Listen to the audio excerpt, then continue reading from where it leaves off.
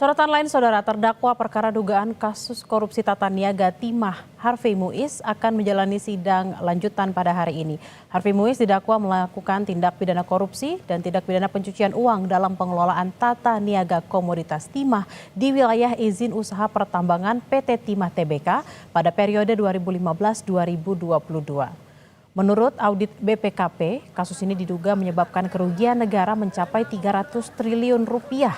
Harvey dan terdakwa lain dibantu Helena Lim menukarkan uang yang berasal dari uang pengamanan seolah-olah dana corporate social responsibility atau dana sosial perusahaan dari mata uang rupiah menjadi mata uang asing.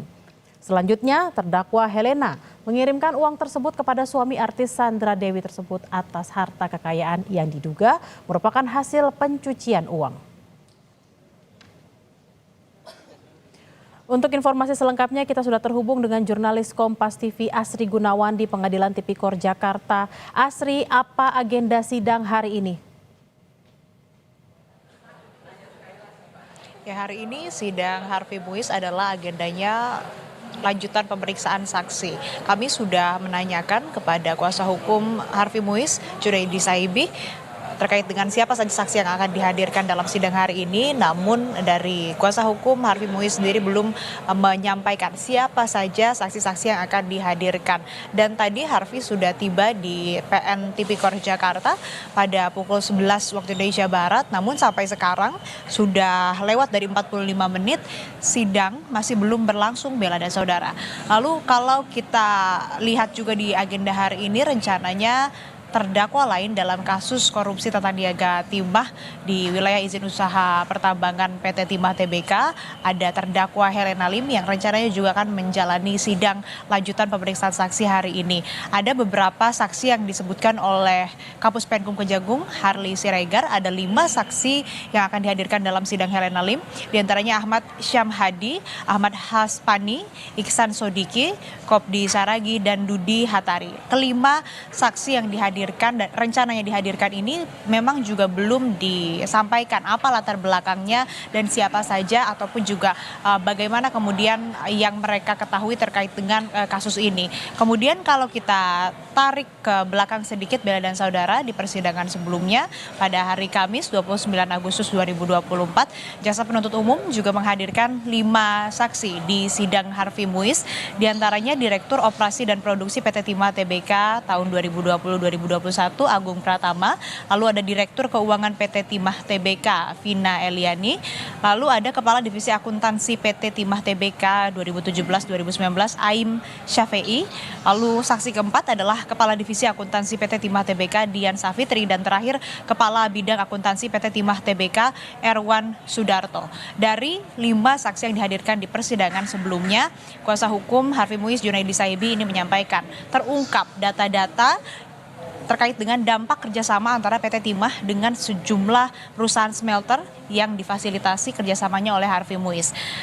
Pada fakta persidangan dari keterangan saksi Kepala Divisi Akuntansi PT Timah Tbk Dian Safitri, ini tentang detail harga pokok produksi atau HPP berdasarkan laporan keuangan yang ada di BAP saksi. Ini menunjukkan bahwa ada smelter PT Timah yang biayanya atau biaya peleburannya ini di tahun 2019 sebesar 5.900 US dollar per ton, yaitu dikundur. Nah, nilai ini diklaim oleh kuasa hukum Harvey Muiz melebihi dari program kerjasama sewa smelter yang mana juga ini artinya masih menguntungkan programnya.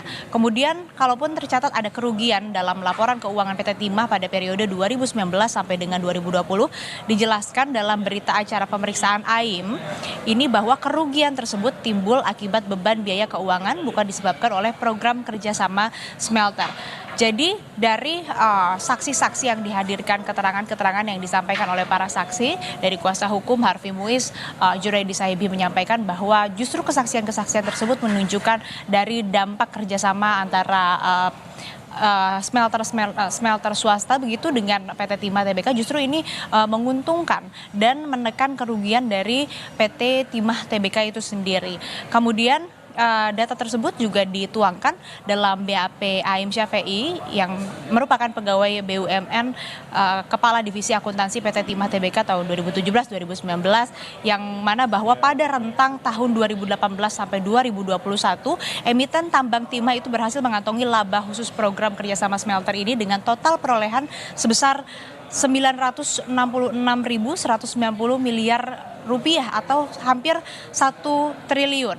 Nah itu tadi yang memang ada di persidangan atau fakta-fakta yang muncul di persidangan pemeriksaan saksi di persidangan Harvey Muiz atau dengan terdakwa Harvey Muiz di pekan lalu. Nah hari ini siapa yang akan dihadirkan ataupun juga siapa yang akan dimintai keterangannya oleh jaksa penuntut umum dan juga nantinya bisa ditanyai oleh kuasa hukum Harvey Muiz.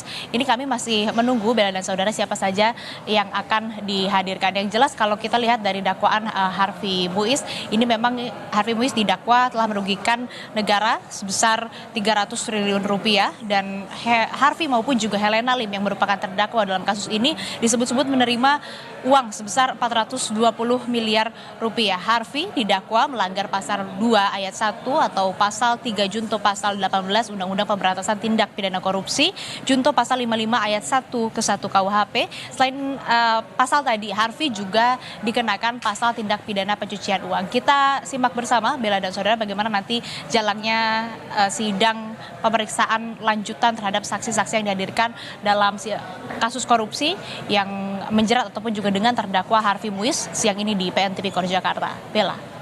Baik, terima kasih Asri Gunawan, jurnalis Kompas TV langsung dari Pengadilan Tipikor Jakarta. Selamat bertugas kembali.